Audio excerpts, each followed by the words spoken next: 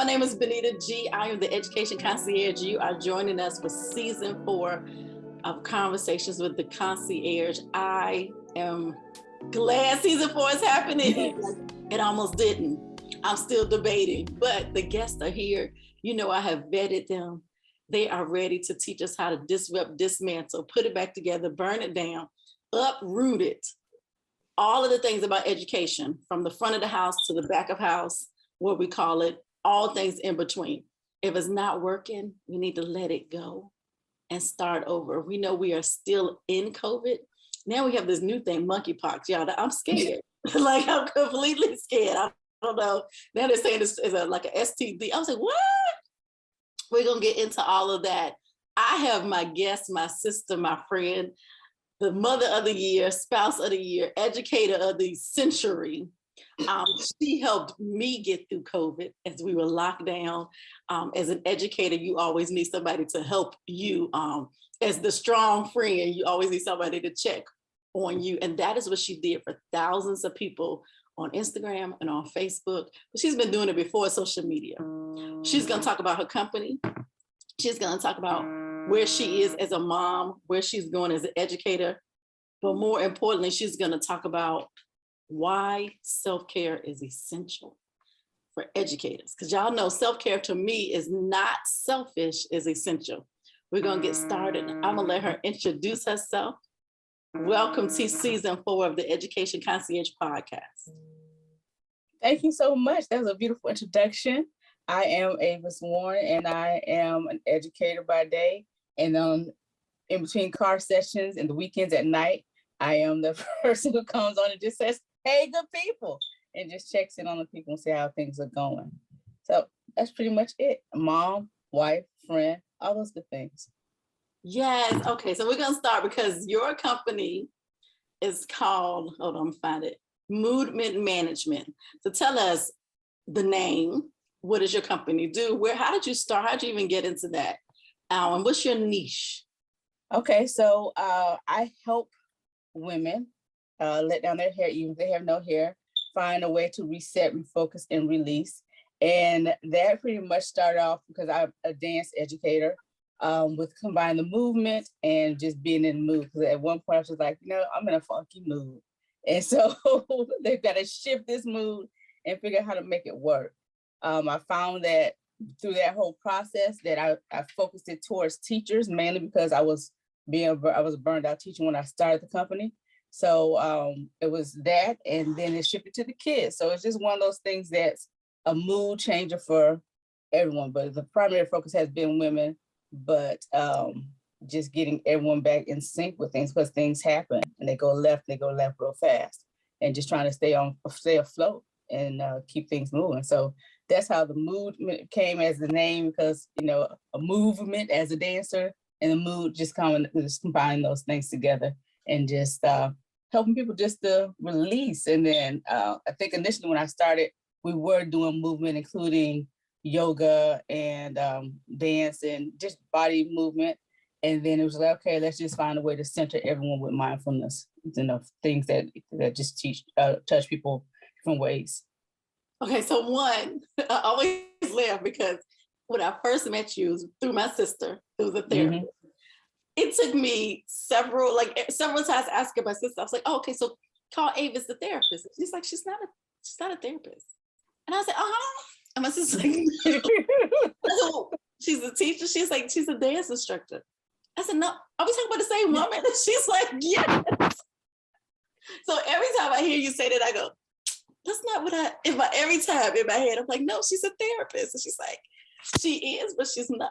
She's an unlicensed therapist." Right, that's what it is. And so I appreciate that. And you said a couple of things I want to talk about. You said movement helps your mood. Tell me what you mean by that, and how can it relate over into education? Because I know, being an educator, a lot of times the first things that are cut are we call them specials, or and I love the word specials, because it's like my kids, they see it as a treat to get out of the classroom, right, and they get to release in art and dance and music and drama, robotics. So tell me how movement helps their mood and how essential it is for now, especially now?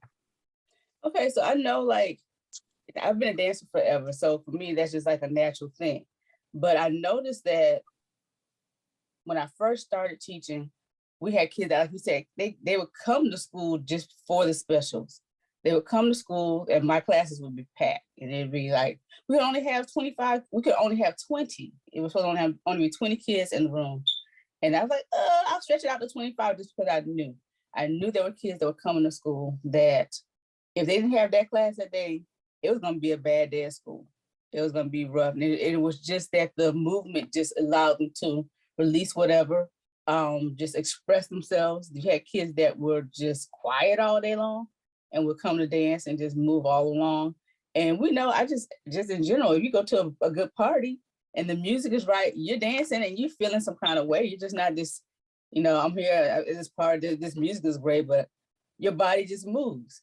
It's just that natural thing that just gives you this release of just letting it just go and just being free and not caring who's watching or not caring what's going on. And so I just know, just in general, just from just observation, I had one year that I could get this one kid in line. Listen, if you're not acting up, if you're not doing right in your classroom, you can't come to my class. And that was just like, oh no. I'm gonna get my life together over there because I can't miss out on this. And he knew that if he missed out on that, he was just gonna be off all day. So I just know that just movement, even scientifically we know it helps, but just experience and observation, the movement just changes the mood, just changes everything. I just think you said a lot, and you said a lot in that. And I think as educators, we know, but I always feel like if you're not in the classroom or in the building, you do not understand how essential it is for our students to get up and to move and to hear music.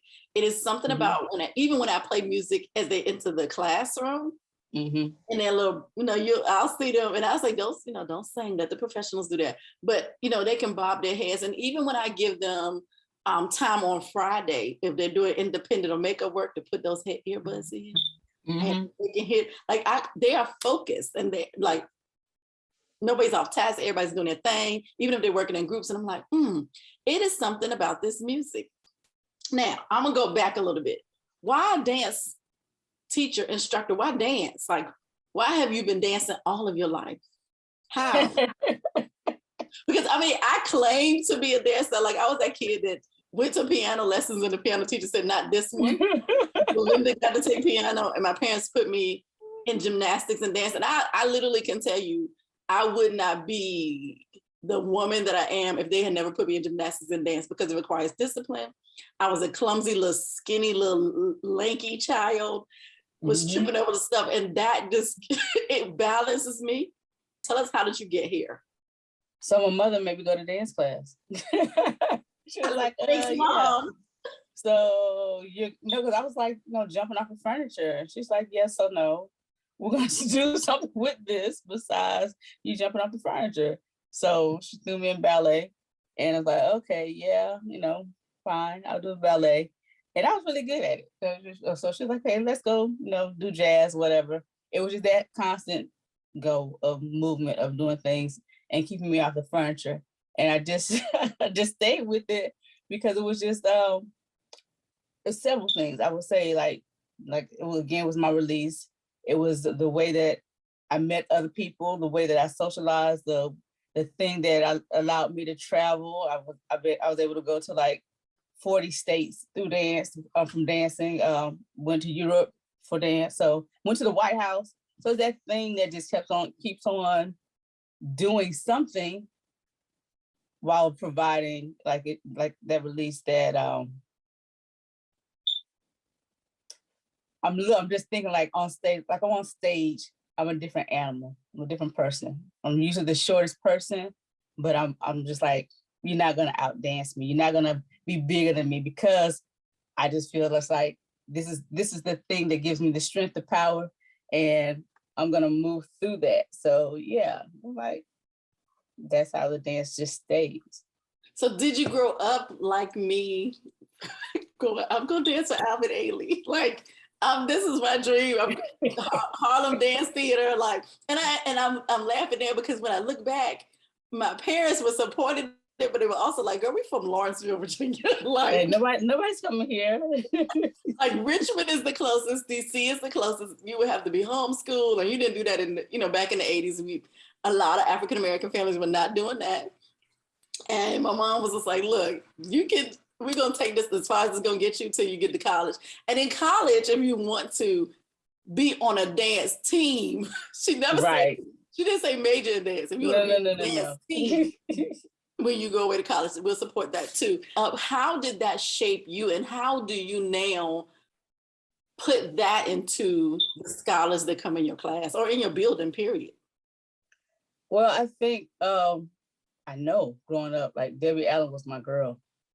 Like that's me, like she's my girl.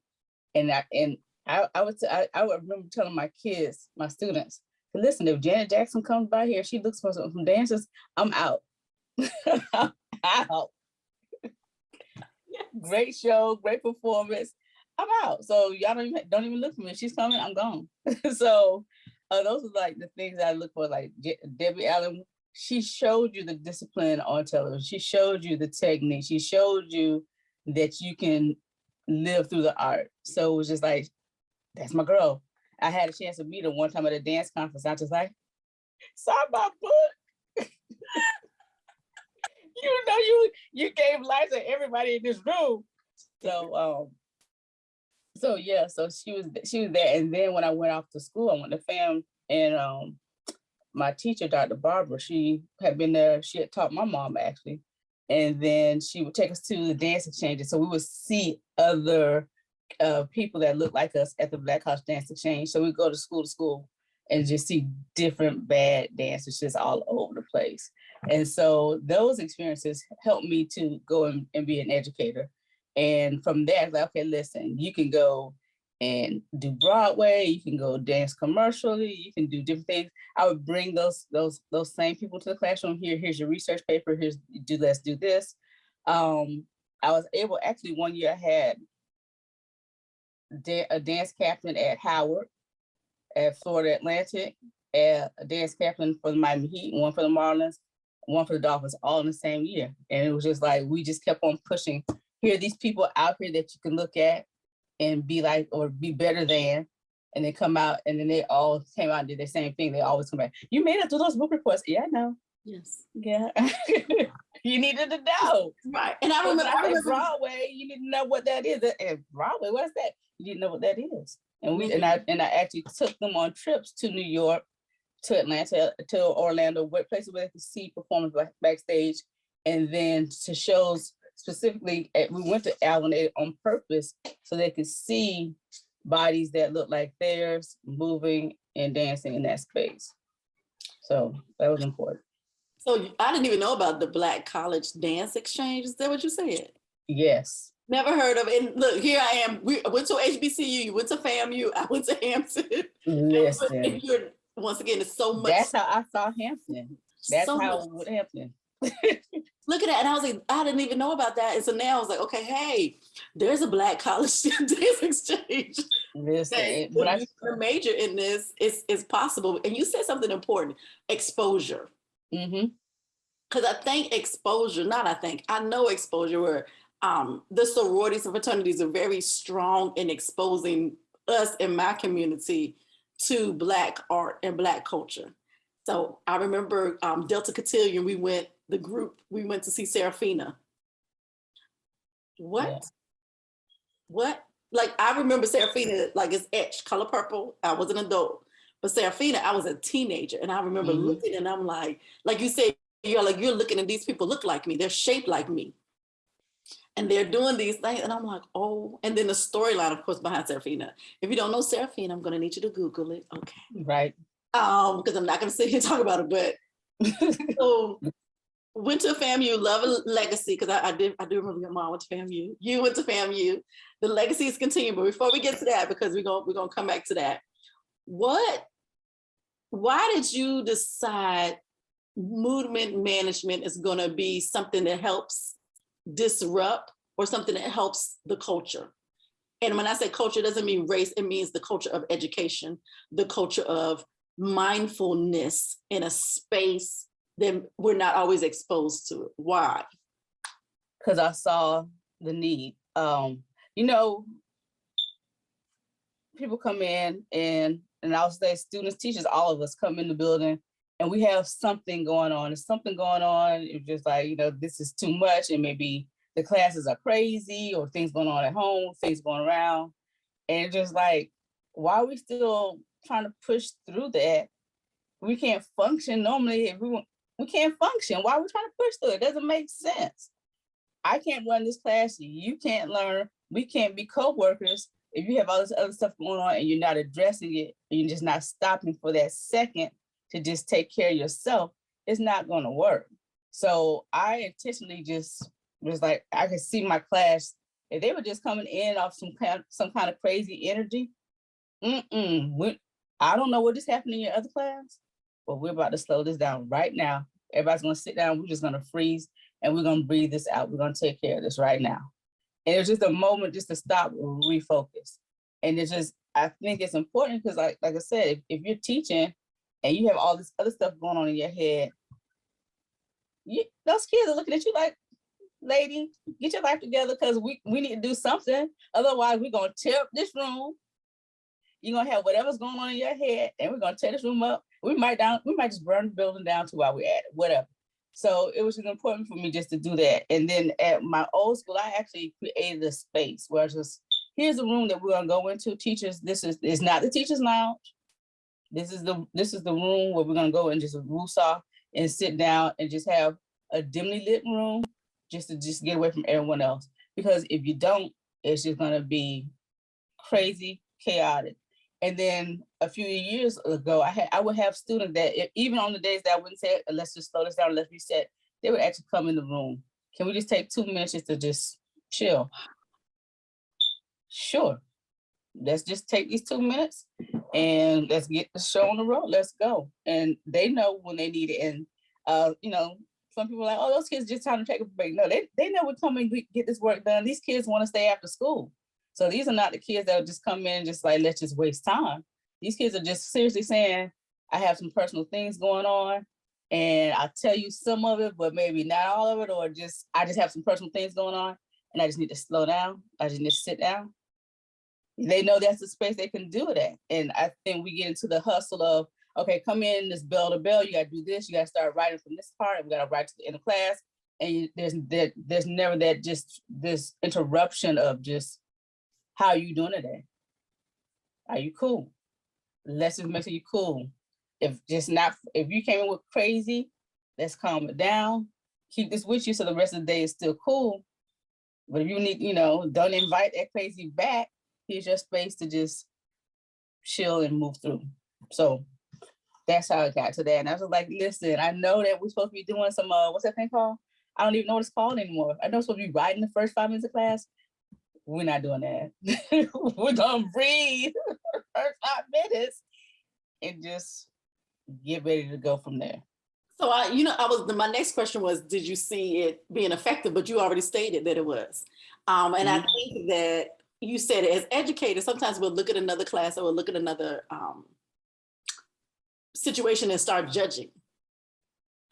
But we also have to step back and say, okay, what's best for our students? And they needed that 2-minute break. Anytime I've learned, like one of the things I learned this year is to listen to my students. They taught me so much this year. I'm going too fast means I'm going too fast.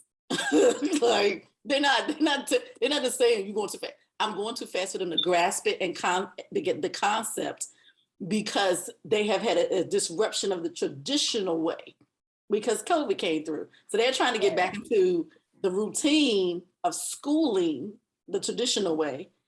And it hasn't been. So they were like, you're going too fast with the material. In my head, I'm like, I'm trying to keep up with the pacing guy. I threw that away. I don't even know where it is. I don't care. Right. And then I did learn something I learned from you was the Russa moments. And it was that, and they weren't used to quiet. See, I have middle schoolers. So middle schoolers don't like too long quiet. Like they have to say something, a noise has to happen. So I would go, okay, 2 minutes. I need everybody just mindfulness 2 minutes. So, and normally like they were like, that mindfulness needs to be 15 minutes. These are social media kids. If you don't grab them in the first, I think what does the statistics say? It's the first 5 seconds of a video, or I'm gonna 3 seconds, or I'm gonna flip, I'm gonna move to the next video if you don't Right. grab me. So 2 minutes to them is 15 minutes. Exactly. I love that. Okay, so I come in, I get my 2 minutes. I may or may not share with you. And I love how you have created a safe space. That's what you created, a safe space for your scholars and for the teachers. And I think sometimes they do leave us out. They were like, y'all okay?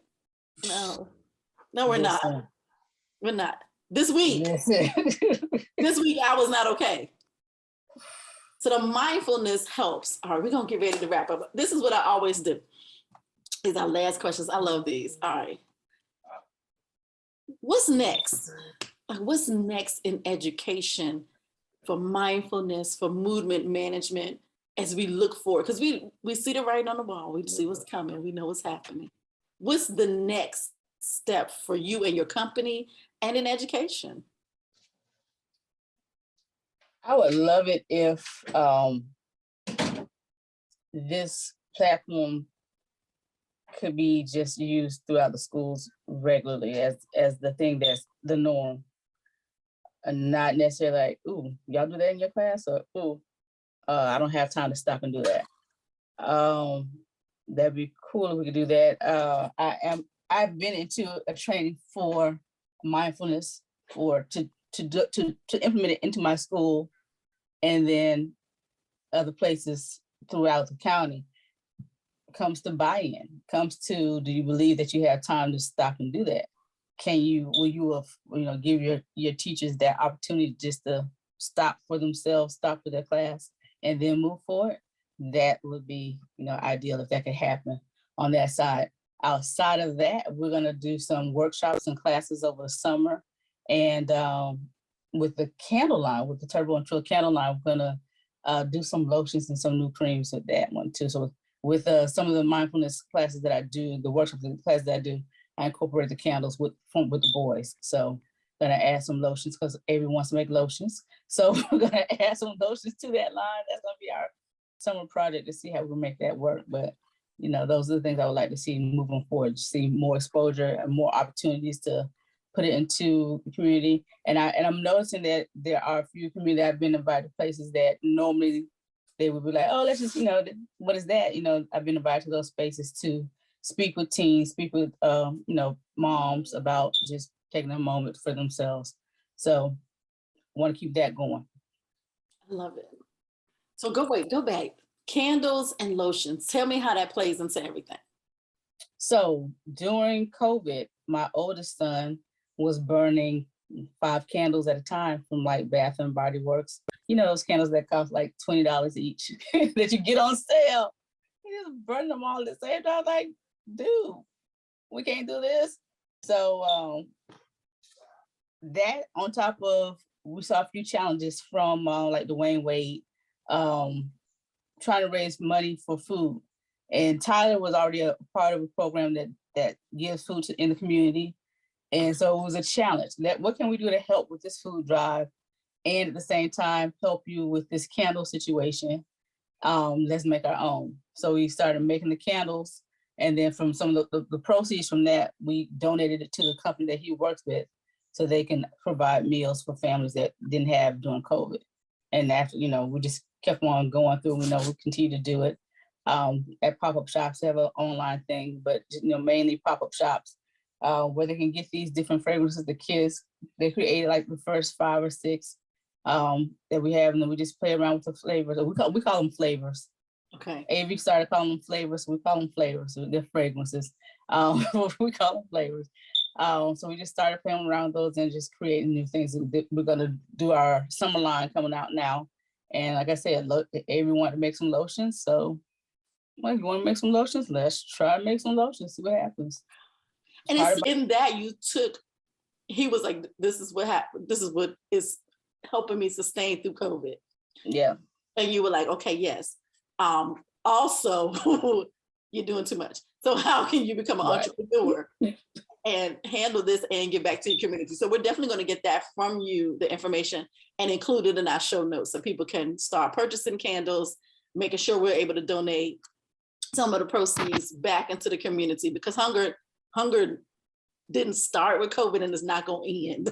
Right. Hunger Exactly. is going to be something that's going to be in all, I'm going to say it again, all communities, there are people hungry, period. Mm-hmm. Mm-hmm. All, A-L-L. All right, we're going to A-L-L. get to A-L, exactly. Here it is. All right. Because you're good with this, because that's what I love you. 3 takeaways you could give a parent or a scholar or educators about how to implement movement management and some mindfulness into our daily lives. Like, just pick a group of people to speak to and then tell us what we could do. Which group should we speak to? Yes. Oh, they all need the same thing, more or less. You're speaking to all of us then. Okay. Okay, so I would say to stop, just take a moment every day, just to stop. Parents, teachers, when you pull in your driveway or you pull up at work, do you have to jump out of the car right away? Stop. Just sit there for a few seconds, few minutes, get yourself together, and then figure out where you're going to go from there. Everyone, again, taking those few minutes to just to say, okay, I'm going to take care of myself and not think about everything else that's going on, not think about what you have to do next, especially the teens. You have finals coming up, not think about, oh, I have this study for this final right now. I can't think about what I'm doing right now in this space. Be present right there in that space for yourself. Give yourself 2 minutes. That seems like 15. Give yourself those minutes just to take care of yourself. So park it, breathe it, and then I'm gonna say move it. Find somewhere to move. If that's in your car, yes, that's in the class, if that's running, do whatever, jumping, dancing, find a way to move it. So park it, breathe it, move it. There it is. Because I was sitting here like, okay, how are we gonna make it simple? And I was like, well, this is Ms.Warren, so she's gonna park it, breathe it, move it. Oh my, park it, breathe it, move. You will probably see that on the bulletin board next year. Come to a classroom near you, because in the hallway, because I think it's little things like that the kids can remember. And when I say kids, I mean pre-K to college, pre-K to university, pre-K to the military, pre-K to I'm employed. Park it, breathe it, move it. I love it. I feel like I need to do a cheer. Okay. My name is Benita G. I'm the education concierge. And sometimes people don't know what a concierge is, but back in the day, you would check into the fancy hotel and the concierge would help you get tickets to the Broadway show, to the restaurant, to the Michelin star, 5-star restaurant, just kind of show you around and be a guide, connect, collaborate, have conversations with. So my question to you is, no COVID restrictions. Let's do pre-COVID. Don't worry about the money. Give me a location, a destination, a restaurant, or a Broadway show that you would go to, and why? I like the question, but it's a trick question because it's like, I'm going to do it this way. Since it's the concierge and they have tickets to everything, I need a ticket that is just like a round trip ticket to different places throughout the world. Pre-COVID, I would be like, you know what? I'm supposed to be going to Africa and getting my life over there and seeing what's going on out there. In my head of, being at home and watching different things, like where else can I travel to?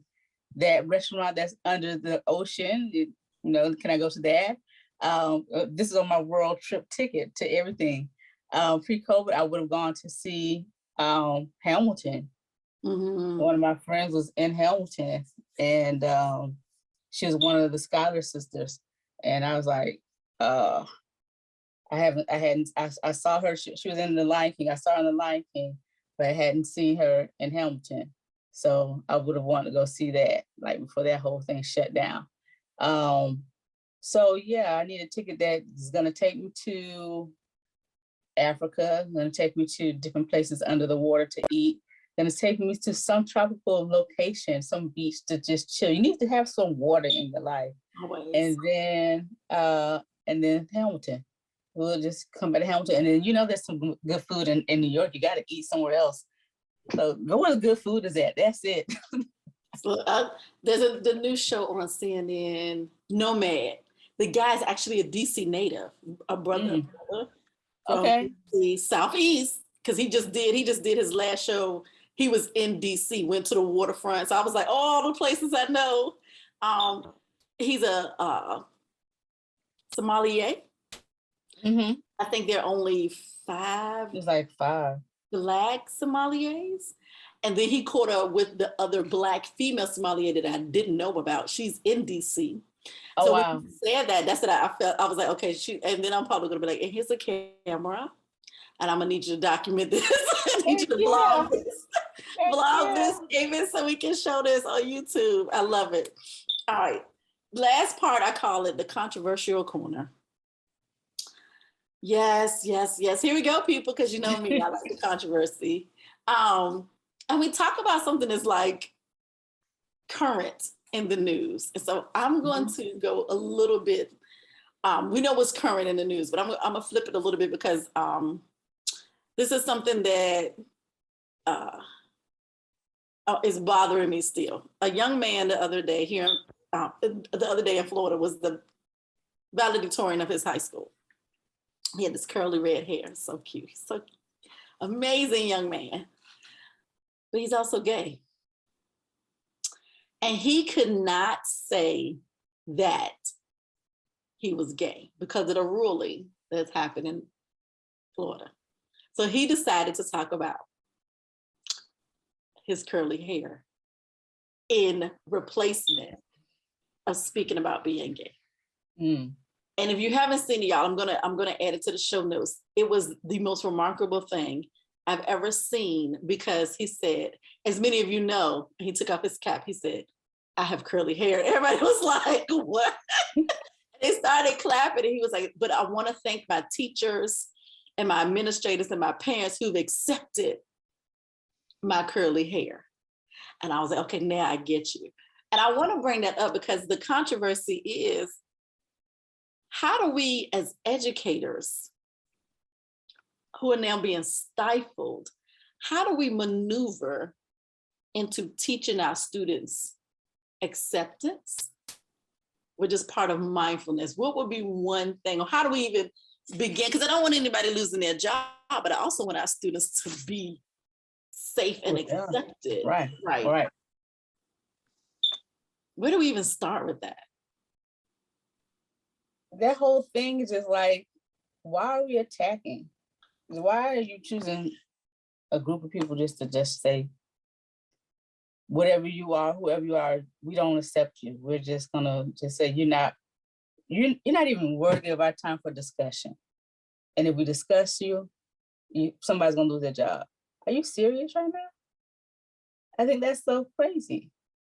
I know that we're in a space now where I've had kids that just like, my first year of high school, it was like, yeah, my parents don't accept me, but I'm gay and I'm gonna be okay. And I'm gonna live, and this is my safe space. This is my safe space. And I'm gonna be okay with that. Now you're taking that safe space away because you can't say certain words and they can't be who they are. You have a whole nother thing. You have a person that's not gonna be a whole person. You have people who may have already been reckless in how they speak about other people. When you redirect that, oh, she said this, and it's a whole office conversation. Now you gotta go to the office because you said you redirected someone from offending or causing harm to someone else. So it's just like, what do? You keep on saying, keep on like, listen, We don't play it in my class. No. We're not having that conversation in my class. Y'all, you're not gonna be like, oh, that's so gay. Oh, he's that. No, we're not doing that in my class. So they already know that. So let's not create a problem. If a kid comes out and they're talking and they're just saying that's who they are, okay, that's cool.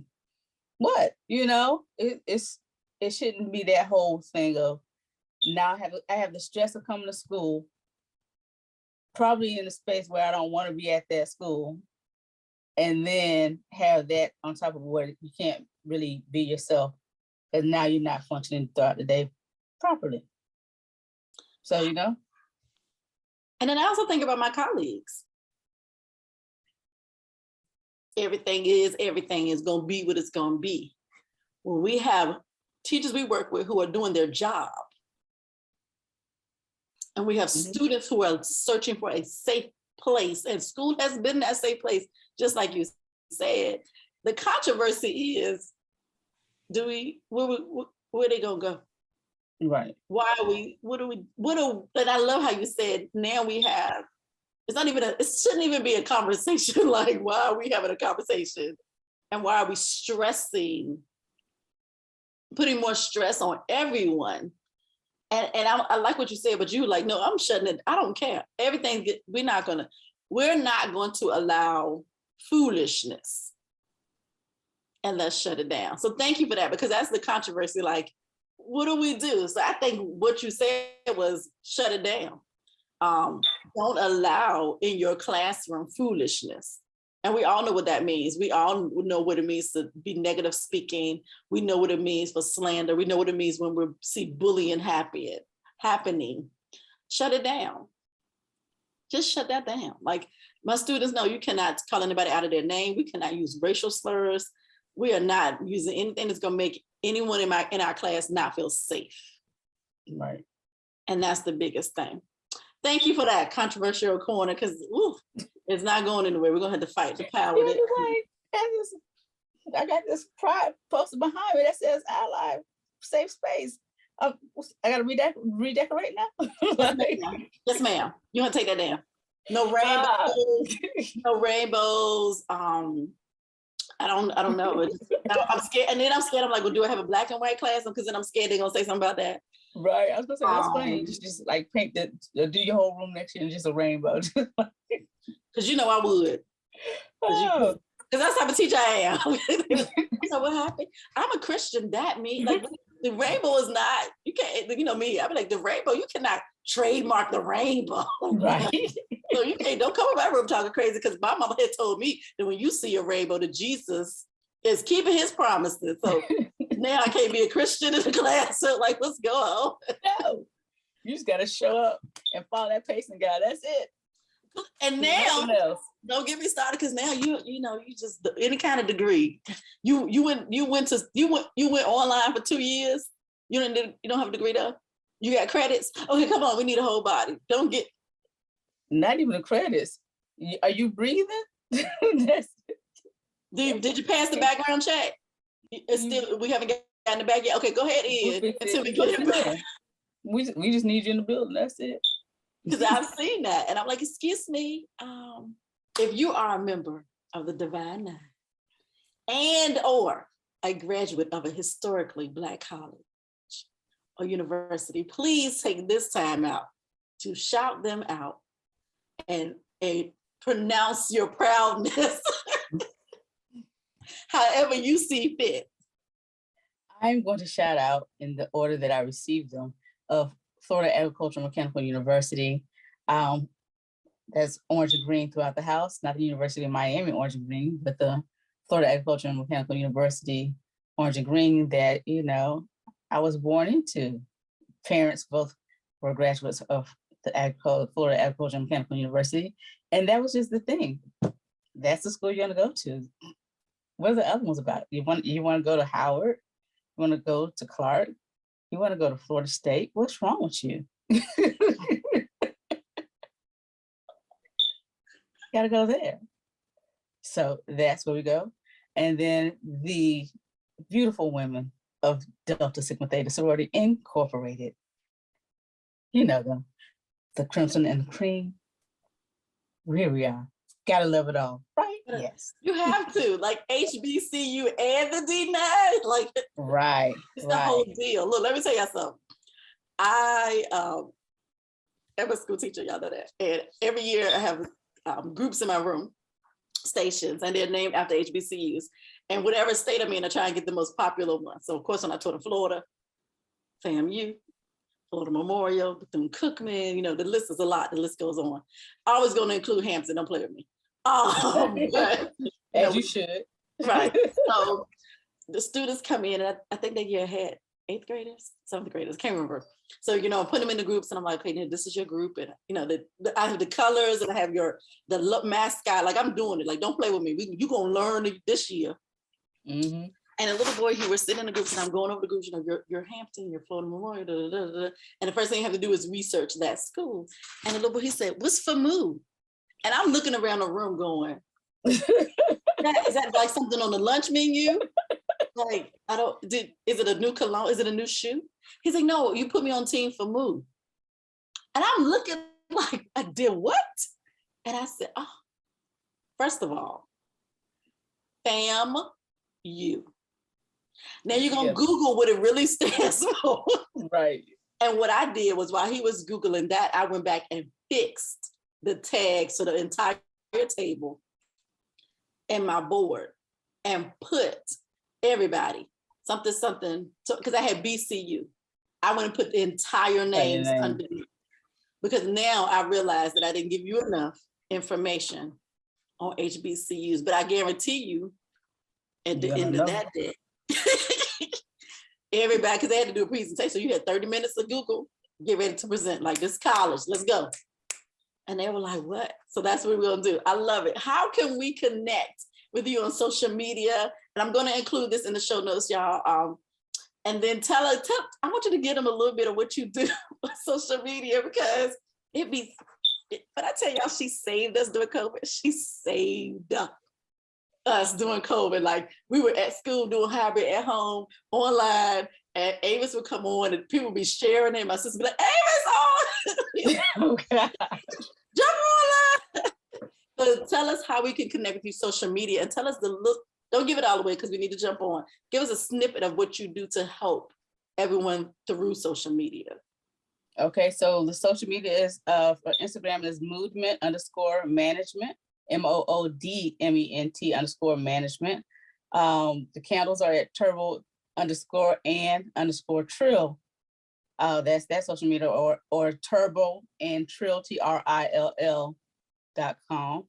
And what else, Matt? Facebook, same thing, Movement Management and Turbo and Trill on Facebook and Instagram. And what do you do for us on Russa. Take it in. Let's go ahead and take it in for a second and just stop where you are. Hopefully you've enjoyed yourself this time. You're sitting down, your feet are on the floor, and we're just gonna breathe. Let's inhale together and let that go. One more time. Let that go. And as you're just sitting here, take time to just relax, to remember that the self-care is important. It is something that is integral.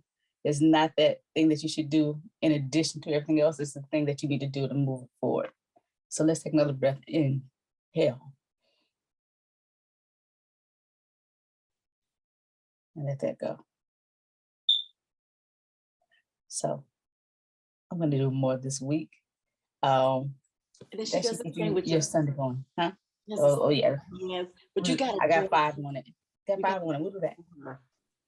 I'm all the way calm. I'm not even loud anymore, y'all. Look, normally, Avice, because I'm a good old Baptist Southern girl, the doors of the church are open because that's the head pastor job. You, as the guest pastor, you do the closing. However you see fit to close out our season 4 podcast of Miss Avice Warren. and me with Education Concierge, where we had conversations. We had conversations about education, but we twisted it a little bit about mindfulness and just understanding. People have done a poem, people have done a song, people have just given us some great wisdom. People have prayed us out. However you see fit to end this episode, the floor is yours. Well, thank you for having me on today. It's been a beautiful time with you as usual. Love being here with you. I am going to take us out, as I probably would with It's a Movement, with telling everyone to be mindful of what they're doing, be awesome and amazing. And this week, set your intentions. What do you want to happen? What are your goals? Be mindful of how you're going to get that goal. Let's just say you want to, I don't know, go eat at the newest restaurant and everything this week has gotten in your way. How you plan on getting there? What's your goal? What's your intention? That's probably not the best example, but set your intentions for this week. What do you want to have outcome? But what do you want your outcome to be? Don't just go through the week just free willy-nilly. Don't just go through the week of just doing everything that you normally do. What do you want the week to give you? You're earning it this week. What do you want the week to give back to you? So set your intentions today for the rest of the week, and then see how it comes out next Saturday, next Sunday. Did you get everything that you set your mind on doing? That's it. And be you. Thank you. Thank you so much. Thank you. Thank you.